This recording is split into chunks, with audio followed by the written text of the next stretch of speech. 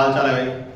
आप सभी सकुशल होंगे, स्वस्थ होंगे, मौसम भी अच्छा चल रहा है, आप लोग और मस्त होंगे। मैं आज आप सभी को इस YouTube चैनल पर इसलिए संबोधित कर रहा हूँ कि आपकी आगामी परीक्षाएं यूपीपी की बिल्कुल निर्धारित तिथि के अनुसार होने वाली हैं, 23, 24, 25, 30, 31।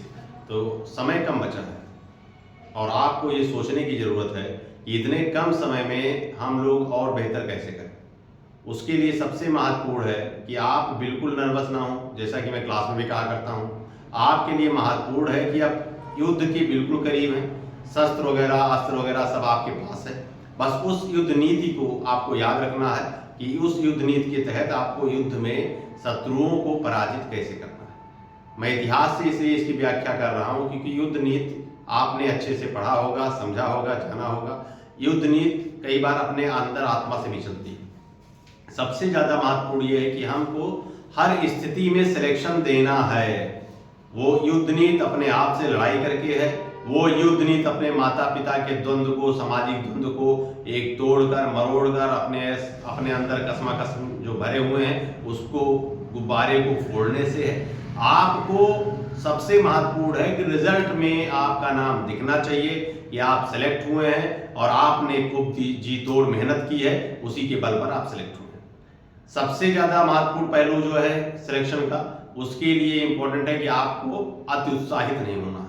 अति उत्साह में कई बार गलतियां हो जाती हैं। मैं क्लास में भी लाइन कहा करता हूं कि तेरे आने की खुशी में मेरा दम निकल ना जाए। तो वो खुशी इतनी ना रहे कि अच्छा हम तो सेलेक्ट ही हो जाएंगे, इसलिए अति उत्साहित हो जाएं और पेपर खराब हो। ओवर कॉन्फिडेंस आपको कहीं ना कहीं नुकसान पहुंचा सकता है, इसलिए बिल्कुल बैलेंस्ड रहिए। जितनी देर पेपर होना है, आपका जितने घंटे पेपर चले उतने में अपने आप को बैलेंस्ड रखिए। पेपर की शुरुआत आप ऐसे प्रश्नों से करिए या ऐसे अपने कॉम्प्लेक्स से करिए कि 38 प्रश्न में जो आपको लगता हो 30+ नंबर आपको उस पोर्शन से मिल जाएंगे। आपका यदि हिंदी मजबूत है तो हिंदी से शुरू करिए, आपका सामान्य अध्ययन मजबूत है तो सामान्य अध्ययन से शुरू करिए। मुझे लगता है इन्हीं दोनों में से किसी एक से शुरू करना चाहिए पेपर। आप कई बार रीजनिंग मैथ हो सकता है आपका बहुत बेहतर हो, मैं इस मंच से नहीं जान रहा कि आपका कितना रीजनिंग बेहतर है, कितना मैथ बेहतर है। लेकिन पेपर आपको जो शुरू करना है, चाहे जिस बुकलेट में आपकी शुरुआत हो, वो गणित से भी शुरुआत हो सकती है, लेकिन आपको हिंदी और जीएस से ही करना है। हिंदी जीएस में आप किसी एक को प्रायोरिटी पर दीजिए और आपको ये ध्यान रखना है कि कम से कम 30+ नंबर उन दोनों पोर्शनों में आपको मिल जाए। कम समय में जब आप 60 क्वेश्चन कर लेंगे, 30 क्वेश्चन से ऊपर कर लेंगे, 60 क्वेश्चन सही हो जाएंगे आपके, तो आपका भी कॉन्फिडेंस बढ़ जाएगा। रीजनिंग मैथ में आपको कोई दिक्कत नहीं होगी, इसलिए मैथ अंतिम में ना करें। सबसे पहले आपको ध्यान रखना है कि यहाँ मैथ ना तो अंतिम में करना है ना तो पहले करना है। कभी दूसरे नंबर पे कर सकते हैं, कभी तीसरे नंबर पे कर सकते हैं ना, लेकिन ना तो पहले नंबर पे करना है ना तो चौथे नंबर पे करना है। इस स्ट्रेटजी को आप लगातार अपना पालन करते रहेंगे। रेगुलरिटी बहुत जरूरी है। आप चाहे जिस भी लेवल पर हो, चाहे जितना तनावग्रस्त हो, अंतिम जो क्लासेस चल रही हैं आपको क्लास लेने की जरूरत है। अपने आप को ऊर्जावान करने की जरूरत है, अपने आप को स्फूर्त होने की जरूरत है। बस कंटिन्यू रहिए, कंटिन्यू घर पर भी पढ़िए। इस समय आपको अपने समाज को एक मैसेज देने की जरूरत है कि ग्रामीण परिवेश से, शहरी परिवेश से, छोटे शहरों से भी ईमानदारी से पढ़कर सरकारी नौकरी पाई जा सकती है। इसलिए हमारा उद्देश्य भी है कि हर घर में सरकारी नौकरी। सरकारी नौकरी का मेरा तात्पर्य केवल यह है कि आपने अपने आप को सिद्ध किया है कि भैया 5 लाख लोग कंपटीशन दिए, हम 40 लोग सिलेक्ट हुए।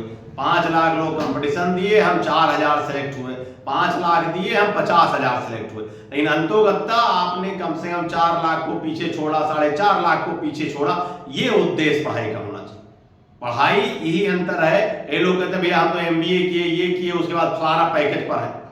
उससे कम कई गुना कम हो सकता है सिपाही की तनख्वाह हो, लेकिन उसका जो वजूद समाज में है, जो जनता सेवा करने का अवसर आपको मिल सकता है, वो एक कंपनी में काम करने वाला, चाहे जितनी बड़ी कंपनियां हो, वो जनता सेवा के लिए कार्य नहीं कर रहा है।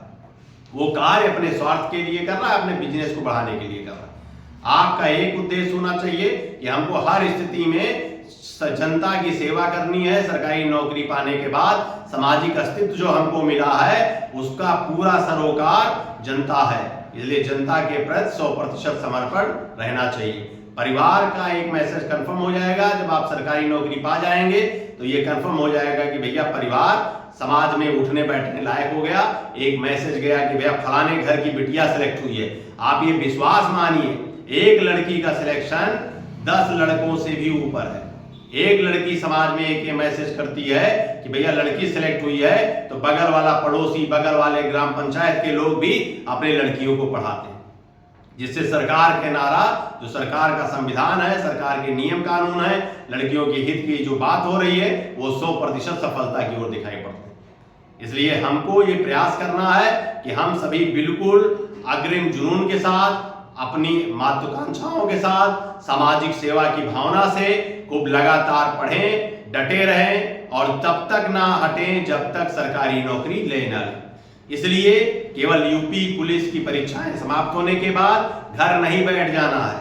मुख्य उद्देश्य है कि जब तक नौकरी नहीं मिल जाती तब तक पढ़ते रहेंगे। वही लाइन है ना, जब तक तोड़ेंगे नहीं तब तक छोड़ेंगे नहीं। इसलिए ईमानदारी से, एकजुट होकर, कर्मठ होकर, प्रतिबद्ध होकर, दृढ़ संकल्प होकर रेगुलर क्लास करिए, रेगुलर घर पर पढ़िए। 23 को एक परीक्षा हो जाए तो 25 से क्लास करना शुरू कर दीजिए, 25 को परीक्षा हो जाए तो 27 से क्लास करना शुरू कर दीजिए। कुल मिलाकर रिजल्ट आना चाहिए, परिणाम 100% सकारात्मक होने चाहिए और आप बहुत बेहतर कर सकते हैं। कई बार मैं क्लास में भी कहता हूं, आज यूट्यूब के माध्यम से कह रहा हूं, आप लाख गुना बेहतर कर सकते हैं, आप करोड़ों लोगों से बेहतर कर सकते हैं। बस आप अपने उस जज्बे को जगाए रखिए, 100% आप सेलेक्ट होंगे। और मेरी ढेर सारी उम्मीदें, कौटिल्य बलरामपुर की ढेर सारी उम्मीदें, पूरे आपके परिवार की उम्मीदें, आप उस पर खरे उतरिए। ढेर सारी शुभकामनाएं, ढेर सारा आशीर्वाद। जय हिंद, जय भारत।